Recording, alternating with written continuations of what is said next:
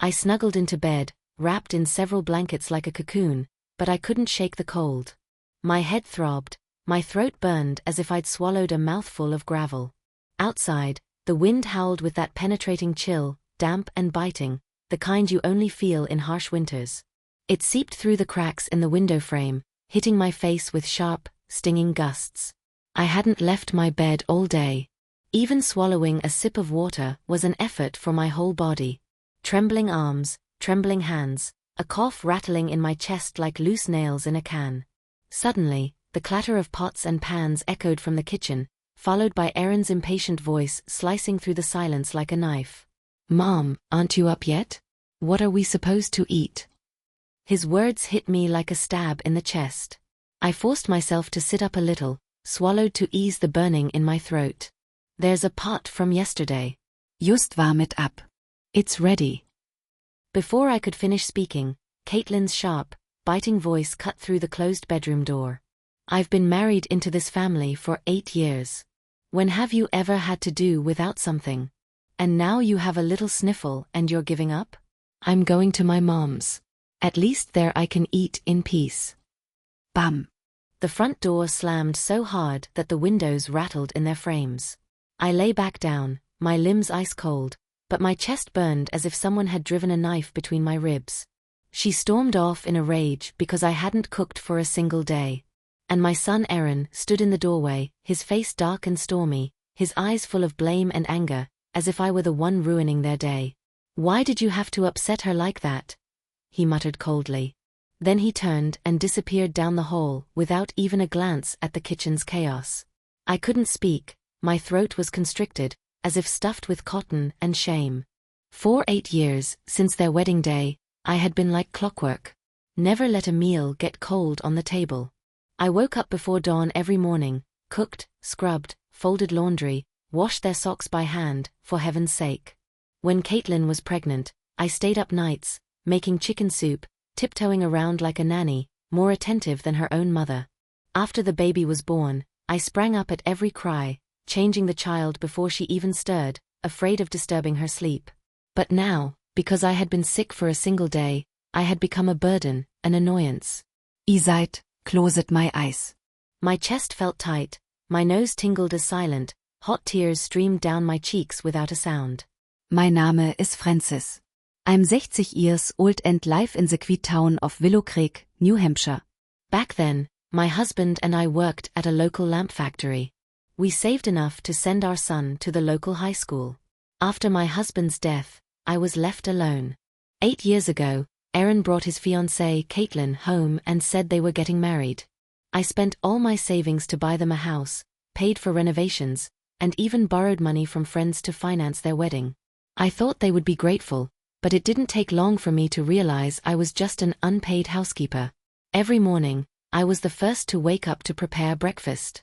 Every evening, dinner was hot and ready on the table.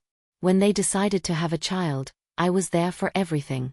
Ewer diaper, ewer nocturnal CRY. If little Tyler wet the bed at night, I was the one who washed the sheets. I never complained. Caitlin got used to it, never lifting another finger. She didn't even wash her own laundry anymore, just threw it in the hamper, expecting it to come back clean and folded as if by magic. Aaron said nothing about it. I guess that's how mothers are supposed to be. And I tried. I tried to say something, to fight back. "I remember one winter night. Tyler had a high fever. I took him to the emergency room and stayed there all night, holding his sweaty little hand while the machines beeped and hummed.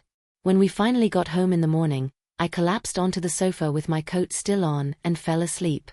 When I woke up, Caitlin was standing in the living room with a look that could shatter stone. "Seriously, Mom, didn't you clean up?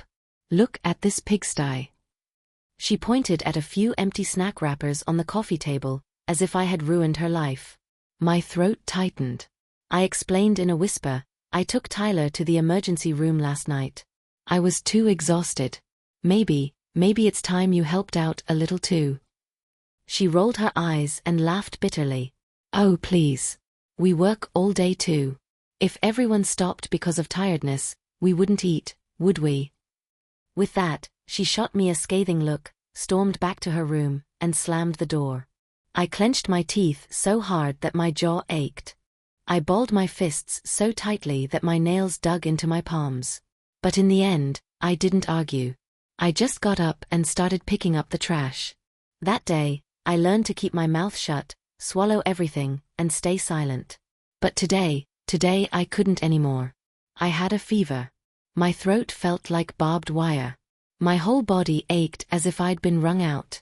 I just wanted one day, just one, to rest. And even that was too much to ask. The house had fallen silent. A silence that vibrated with resentment. I still heard the echo of Caitlin's slamming door. Aaron's cold, cutting voice resonated in my ears. Every word was like a knife driven beneath my ribs. Wat schuld I do? In the kitchen, the faucet dripped. I stood at the sink, scrubbing the pot I hadn't finished washing the night before, when I heard Caitlin shuffle in. Her slippers slapped against the tiles. She looked me up and down. Didn't you say yesterday you were too sick to move? I didn't answer. I put the clean pot away and reached for potatoes in the fridge. She took a cup of coffee from the fridge and threw another remark over her shoulder. You better tidy up the toys in the living room before Tyler comes down for breakfast. After she left, I closed the kitchen door. On the counter was a stack of receipts, shopping lists, and utility bills. I began sorting them into zippered plastic bags. My first step in a new system I had decided on the night before. I would continue to cook for now, but from today on, I would precisely record how much each meal cost. I didn't mention that I had also dug out the copy of the house purchase agreement from 2018. I found it deep in the pantry and sealed it in a new plastic sleeve. Once the kitchen was spotless, I went to my room and retrieved the old leather suitcase from the top shelf of the closet. It had belonged to my husband. I had never been able to throw it away. Over the years, I had put all sorts of things in it. Photos, Aaron's school awards, the tiny socks I had knitted for Tyler in the year he was born, and a lot of bank statements and mortgage receipts that I had quietly kept, just in case. I pulled out the top one, proof of the dollars I had transferred to Aaron 5 years ago. The memo read, "Kitchen renovation." I printed a new copy of the transfer receipt and placed it in a bright yellow folder. On the front, I taped a note, "Money I paid. Don't forget." Caitlin didn't come down for lunch. I left the food simmering on the stove and sat on the sofa to review old emails on my tablet. One message caught my eye. An unexpected one from Diana, a former colleague from the lamp factory and, more importantly, my old partner from our days building sets for the local theater. "The Willow Creek Theater is putting on a light comedy for New Year's," she wrote. "We're looking for someone with experience to help design and build the sets. The pay is modest, but we can work hourly. If you're available, we'd love to have you." I hadn't seen Diana in years. I stared at that email for a long time. My finger hovered over the reply button. A toy car rolled across the wooden floor and gently bumped my foot. I bent down to pick it up and tidied the stack of picture books scattered nearby. It wasn't that I lacked the energy to clean up. I had it. I had just started choosing what was worth tidying up. That same afternoon, I went to the supermarket, but this time I only bought the essentials, a refill for my prescription, and a small single-serving ready meal. When I returned, Caitlin was leaning against the kitchen door. Her gaze fell directly on the shopping bag in my hand. "Didn't you get any eggs?" she asked. Forgot, Isa eat. She frowned. "We wanted to start giving Tyler more eggs this week." Before she could finish speaking, I had stowed the medication in my drawer, hung the shopping bag behind the door, and went to my room. The door clicked shoot behind me. From the kitchen, I still heard her muttering, "Francis, your memory is getting worse lately." I sat on the edge of the bed and opened the yellow folder again. On top, I taped a new note, "The clock starts today." A faint smell of burning drifted from the kitchen. I didn't stir. The soft hiss of simmering soup penetrated the walls. Only when Aaron's voice sounded, "Mom, dinner is ready," did I get up to turn off the stove. Dinner proceeded as usual. Tyler mashed peas with a spoon. Caitlin scrolled on her phone, and Aaron complained again that the pasta was too firm. I didn't answer. I just cleared the plates and carried them to the kitchen. Then Caitlin finally spoke in her usual casual tone. "Oh right, Francis, didn't you say an old colleague asked you for help with a setup? You're not really thinking about it, are you? I mean, at your age, how could you help? And it's so far away. Where would you even live?" She paused, then added, "You should stay here and help with Tyler. I mean, if we move for a better school, what would you do here alone?" I stood at the sink, washing the dishes. The water kept running. I didn't say a word. She was already talking about me being left behind, about this house not being for me. Her voice continued, "I told Erin that this place makes no sense for us if Tyler goes to a school on the other side of town. That you keeping the house would be pointless." She said, "I wouldn't have anywhere to go." I didn't argue. I didn't answer. I just looked at her through the kitchen doorway and smiled. She didn't notice. She was back on her phone. She had no idea I had already replied to Diana's email the night before. "I'm in." That's all I wrote. Simply, definitively. I didn't hesitate for a second to click send. Diana replied almost immediately. "Great. Our first production meeting is next week. You can help us test the lighting and props. We pay hourly." I had built sets for over 30 years. I had hauled wood, hammered frames, and hand-painted backdrops. There was no one in that theater who could say Francis couldn't do it. But I wasn't going to explain any of this to Caitlin. She didn't need to know what I was still capable of. She just needed to wake up one morning, realize the house was quiet, and wonder, where did she go? After dinner, Erin took Tyler to his taekwondo class. Caitlin stayed on the sofa, looking at her phone. In the middle of a video, she suddenly looked up. "Francis, listen, I wanted to ask you a small favor." I gave an evasive hum. She probed, "Tomorrow I'm meeting friends. Could you pick Tyler up from school?" I asked Erin, but he has a crisis at work and can't leave. I emptied the dishwasher and dried each plate with a clean cloth. "Sure," I said simply. She breathed a sigh of relief. "Great, thanks." I went into the living room, pulled a few crumpled snack wrappers from the sofa cushions, and threw them in the trash. "You're pretty thorough, I'll give you that," she said absently. I turned to her and smiled. "Yes, I remember more than you think." She blinked, confused by the remark, but I offered no further details. What she didn't know was that I hadn't stopped keeping records. Every grocery trip, every dollar spent, Erin's full bank account name. Every time Caitlin asked me to do something quickly. I had even taken a photo of the package she asked me to mail last week. The recipient was her sister, but the sender's name was mine. I didn't ask why. I quietly began reclaiming everything that had been filed, signed, or borrowed in my name. Lately, every time she asked me for a favor, I smiled and nodded. And every time she assumed I had no other choice, I made sure I had the house key in my pocket. She thought I had nowhere to go, but what she didn't realize was that I had already moved on further than she could imagine. The next morning, while Caitlin was at lunch with friends and Erin was at the office, I put on some worn hiking boots. I slung a canvas bag over my shoulder and quietly walked out the door. The theater had invited me to attend a rehearsal that day to get a feel for the space.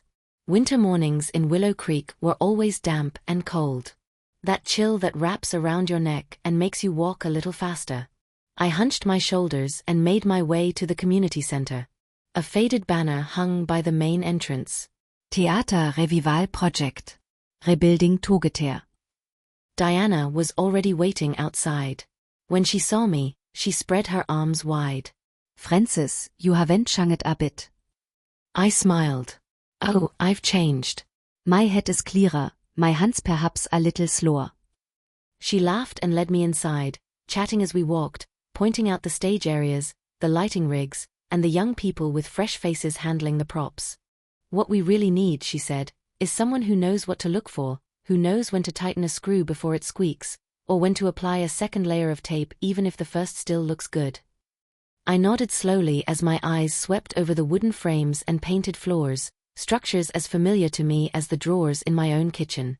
No, this was not the kitchen where I had spent the last decade washing dishes and cooking unappreciated meals. But I knew how to keep this space stable, just as I had kept that house stable for years alone, with hands that never let it fall.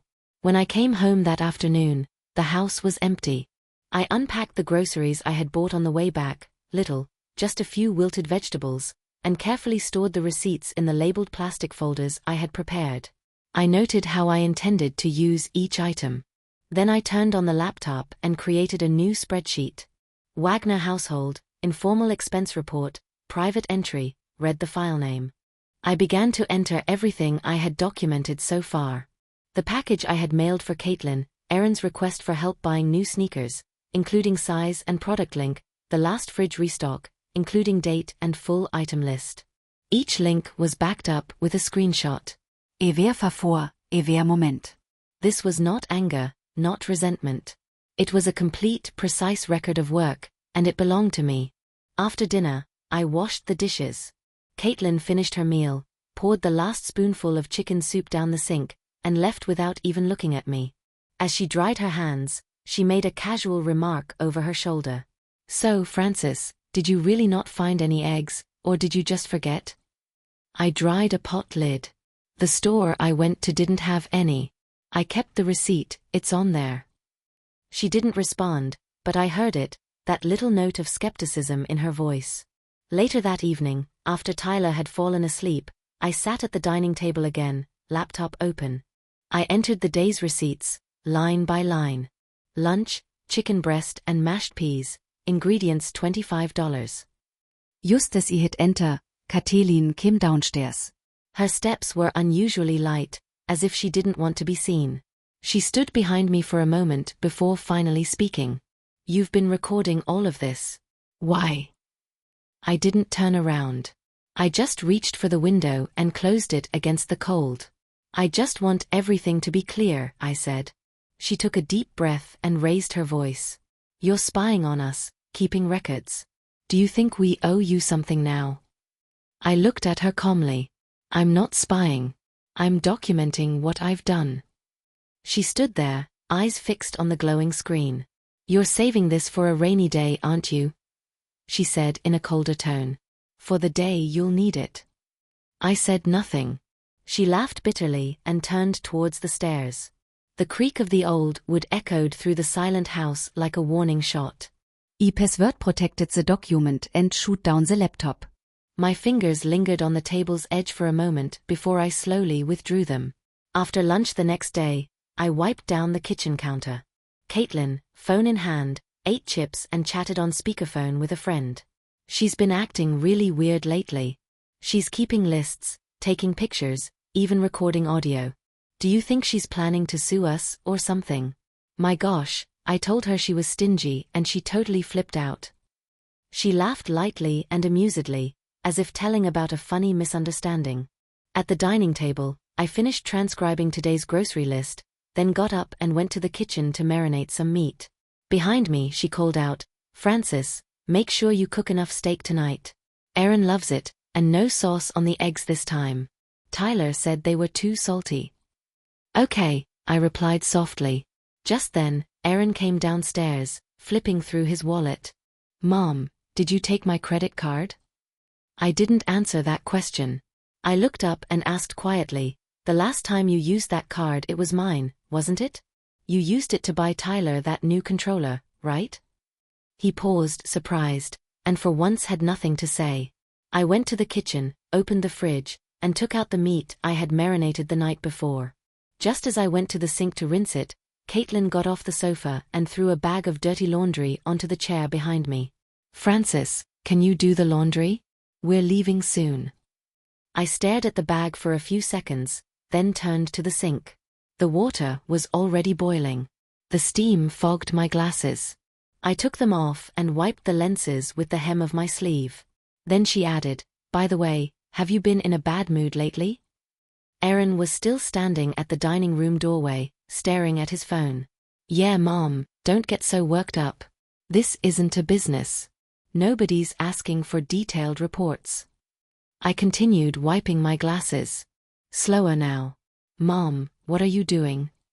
Caitlin asked, with a hint of irritation in her voice. I didn't answer. The pot slipped from my hand and crashed into the sink. Boiling water splashed. A few drops landed on her new dress. She jumped back. Her face instantly contorted. "You did that on purpose." I looked at her. "Really?" "Caitlin," I said softly, "did it ever occur to you that this pot was never mine to wash?" She froze. Erin frowned. "What does that mean, Mom?" I put the dishcloth on the floor and spoke in a calm voice. "I mean, you use it without saying thanks. You run bills and purchases under my name. Now you throw dirty pots at me as if it's my job. I've cooked more meals, washed more laundry, and paid more in these 8 years than either of you. But I am not your housekeeper." Caitlin opened her mouth. "Francis, what is this?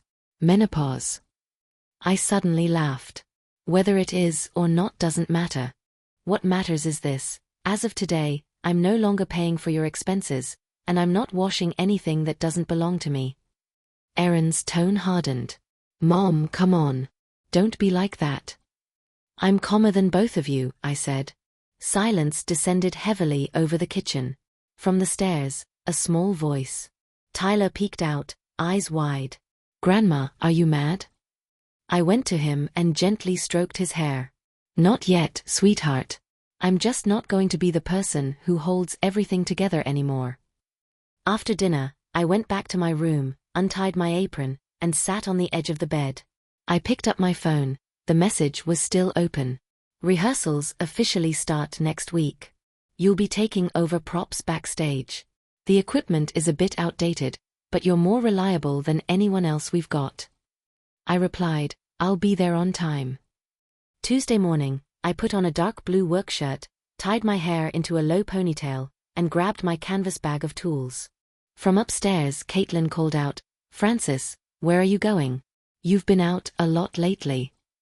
I stood at the door, pulling on my shoes. "Just fixing something. I'll be back before dinner." She didn't press. Lately, she had grown quieter, more cautious, especially after Erin had seen my household ledger the night before and muttered, "Mom, don't be so paranoid."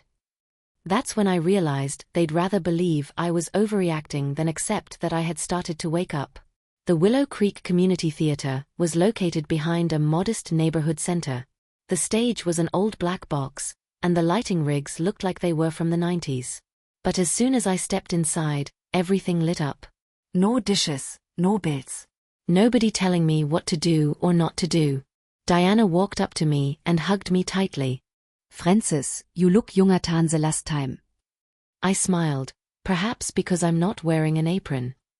We started with the first design, just the frame and a piece of rolled-up painted paper. I taped the edge while one of the younger helpers scurried nearby. He watched me work and whistled softly. "You're really good at this."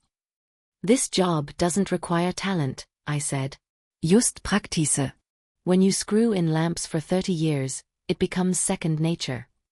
He sighed. "I don't think I'll last 3 months." I smiled at him. "Then you've probably never needed the paycheck so badly." Before a lunch break, Diana handed Emil a small envelope. Inside was a signed timesheet and a $10 gift card for coffee. "This is just the beginning," she said. "We have another production coming up soon. We're thinking of offering you the headset designer position. Aren't you worried I'm too old to keep up?" She shrugged. "I worry more about people who don't show up. Come on, I'll give you a chance." I put the envelope in my pocket and felt something I hadn't felt in years. Not that someone wanted me, but that I still wanted myself. When I came home that afternoon, it was almost 6 p.m. The kitchen was quiet. On the table was a handwritten note from Caitlin. "You wäre to late. We went out to eat. Fend for yourself for dinner." And for the first time, I didn't feel hurt. I felt like what she didn't know was that I had already begun to move my life, piece by piece, out of that house. The first thing I moved was my insurance. 2 days ago, I called my retirement fund administrator and updated my mailing address and emergency contact. Erin's name disappeared from the form. I replaced it with Diana's email. An old friend, I told the customer service representative. Someone I trust. My son has been so busy lately. I don't want to be a burden to him. The woman on the phone didn't argue. She typed a few keys, made the changes, and confirmed the update. Then I cancelled the joint credit card I shared with Aaron. His name was on the secondary card. Not anymore. The second thing I moved was my belongings. I took the old brown suitcase down from the top shelf of my closet. I wrapped it in a soft towel and stashed it in a cupboard in the theater's prop room. Nobody asked me why I brought a suitcase to work. At the theater, everyone was too busy to care what you wore, as long as you did your job well. During lunch break, I didn't go home. Diana took me to a small Mexican restaurant around the corner. As we ate tacos and hot rice, she looked up from her food and said, "You know, before you came, our old prop master was late almost every day. Half the time, the backdrop was crooked." I laughed. Well, even if I miss a day now, this place won't fall apart. She looked at me with narrowed eyes. Playfully. "Sure you're not that good?" "I'm not good," I said, putting down my fork. "I just come from a place where if I didn't do it, nobody would." She didn't press. She just reached into her bag and slid a contract across the table. "A part-time position for next season's production. Think it over. Take it home." I nodded, took it, and felt something solidify within me. No excitement, no nervousness, just calm, as if something was finally falling into place. That afternoon, when I got home, Caitlin was on the balcony hanging laundry. She didn't see what I was carrying, a sturdy, zippered folder. Inside were the documents I had quietly collected. Records of my financial contributions to the house, screenshots of bank transfers for the house purchase, and a card for a savings account still in my name. Aaron knew nothing about this account. It still contained $20,000, money I had saved up by working 3 jobs in the year of their engagement. They never asked how much I had. They just assumed I would give everything. But as of today, that card was mine again. I would reactivate it, and every recorded transaction was just for me. On Sunday morning, the sunlight fell warm and slanted on the kitchen floor like a silent blessing. I had just turned off the coffee maker when the doorbell rang. Aaron stood there, his face tense. Behind him, Caitlin held Tyler, her face drawn with fatigue. "Mom," Aaron said, "can we talk for a moment?" I nodded and let them into the kitchen. They exchanged a look as they sat. Aaron spoke first. "You recently cancelled the secondary credit card." I set my coffee cup down and replied calmly, "Yes, I no longer wanted it linked to my name." Caitlin's face immediately tensed. "Francis, you didn't even tell us. We tried to pay yesterday, and the card was declined." I looked directly at her. "That's not my problem." Silence settled over the room like a thick fog. Aaron tried to smooth things over. "We're not mad. Just, if something's going on, maybe we could talk about it." "Oh, something is going on," I said, as calmly as ever. "This house. I've paid for almost everything. I made the majority of the down payment and helped pay off your loan. I'm not kicking you out, but I'm taking back what's mine, what I contributed. It's time that was acknowledged." Caitlin narrowed her eyes. "What does that mean? Do you want to change the deed? Do you want the house back?" I opened the kitchen drawer and placed a clear folder on the table. Inside were dozens of copies, receipts of transfers, bank statements, old screenshots with dated annotations. "This," I said, "is the transfer I made for your down payment. Here's the check I sent for the kitchen renovation, and this," I touched the last page, "is the mortgage payment I took over in your first year here." Aaron looked stunned. He had never bothered to look at these numbers. "I didn't keep them to reclaim anything," I said softly. "I kept them to remind you that this house has stood for 8 years. And in those 8 years I've cooked, washed, and cared for a child, but my name isn't on the deed." Caitlin scoffed with a cutting voice. "And you want your name added? You want the place rewritten?" I stood up and pushed the folder towards them. "No, I'm not demanding anything. I'm just done carrying the consequences of your decisions. As of next month, I'm not paying another cent for gas, electricity, or water. The mortgage, you'll take care of that. Tyler's extracurricular activities, that's the parents' business." Aaron opened his mouth. "Mom, Sometimes we're a little tight. I know, I said, looking at him. But that's no longer my fault. Who scrubs the pan? Who pays the bill? It's time for that to be clear. Caitlin clenched her jaw. Aaron looked like he was searching for a life raft. Then Tyler left Caitlin and ran to me, wrapping his arms around my leg. Grandma, you're not leaving, are you? I knelt down and stroked his hair. Not yet, sweetheart. I just won't be the person who gets everything dumped on anymore. After they left, I went back to the kitchen, sealed the documents in their folder, and put them in my bedroom drawer. Not because I was hiding something, but because this time, I knew exactly what I was protecting. That evening, Caitlin washed the dishes. Aaron scrubbed the floor. The house was silent, eerily silent, as if no one lived there. And for the first time, I sat on the sofa and watched an entire episode of a series, without looking at the stove, without checking if the fridge needed restocking. The television had no audience. I sat there, my household ledger on my lap, open to the last page. At the top, I wrote the date, then drew a single line beneath it and wrote nothing more afterward. Not because I couldn't, but because there was nothing left to track. What I had to give, I had given. What was worth keeping, I had kept. This book should have been closed a long time ago. Mom, can we talk? Aaron's voice came from the kitchen doorway. He held a letter in his hand. He stepped closer and placed it on the table in front of me. An official notification from the bank. Caitlin's name had been officially removed from the secondary credit card. This came today, he said. This is really happening. I looked at the letter. Yes, I notified the bank. This is just their confirmation. He rubbed his palms, his voice softer. So you're serious? You're really stepping back? I looked at him and nodded gently. But you said you were just organizing things, he said. His voice grew louder. You said it was about getting everything in order. I closed the book and looked him in the eyes. I got it in order. The sound of a dripping faucet echoed in the kitchen again, soft and steady like a ticking clock.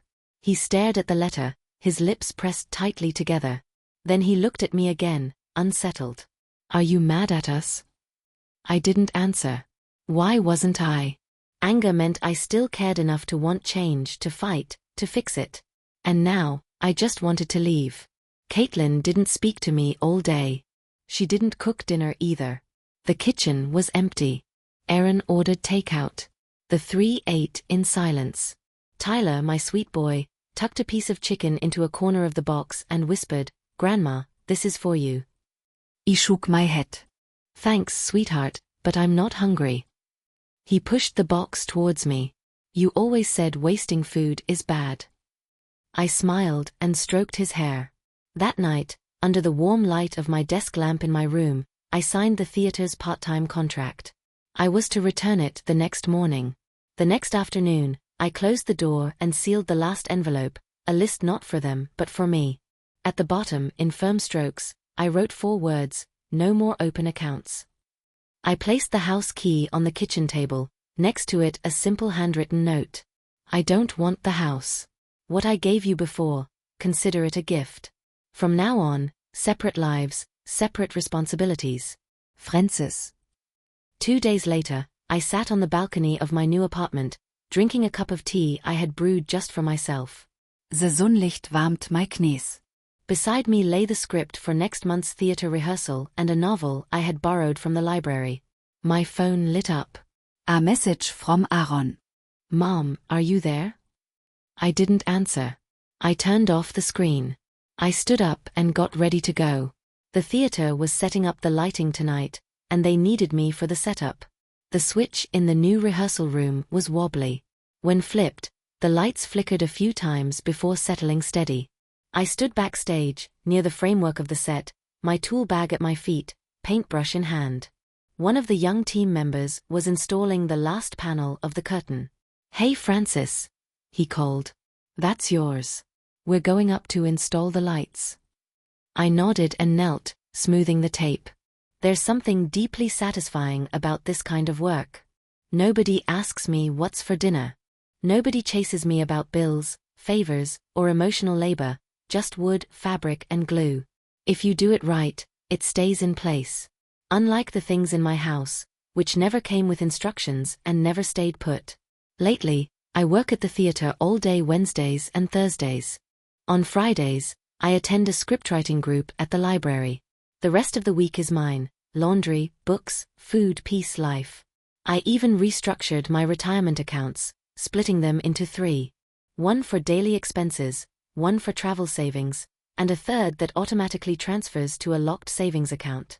No joint access, no co-signers, no secondary cards. And for the first time in my life, I looked at my monthly bank statement and thought, this money is mine to spend. On a Saturday afternoon, Aaron brought Tyler to visit. He stood somewhat awkwardly at my door. Caitlin had gone shopping with her sister. I thought maybe Tyler could see you for a while. I didn't say much, just stepped aside and let them in. The moment Tyler saw me, he ran into my arms. Grandma, can I sleep here tonight? Aaron interjected, no, buddy, you have taekwondo later. I can handle it, I said calmly. Really? Tyler's eyes lit up. Grandma, I brought you a picture. He pulled a folded paper from his backpack, a wobbly sketch of a stage, with a gray-haired woman in an apron and a bun in the middle. That's you. He beamed. I took the picture and nodded. You did a good job. That's definitely me. I'm building a stage. Are you really doing set work again? Aaron asked softly. Yes, I smiled, but this time only for me. That night, on the way home, Aaron drove in the lengse. At a red light, he finally spoke. Mom, you look lighter lately, maybe happier. I looked out the window. The shadows of the streetlights swayed across the sidewalk. Yes, I am, I said. Then I turned to him. You didn't do anything wrong, I said. It wasn't intentional, but I used to cover every shortcoming. You leaned. I gave. You didn't say thank you. I thought it was my duty, not that you took advantage, but that I offered myself. But I'm not doing that anymore. He nodded slowly. I understand. It took too long, but I understand. You're just in time, I said. You still have time to be a husband and father who doesn't live off the sacrifice of others. He nodded slightly, and the light turned green. At home, I taped Tyler's drawing to the fridge. Then I made myself a cup of my new rose tea and sank onto the sofa. Nobody argued with me over the remote. Nobody asked what was for breakfast tomorrow. This stage I had built was nothing exciting. No spotlights, no applause. But for the first time, I, the person, stood in the center.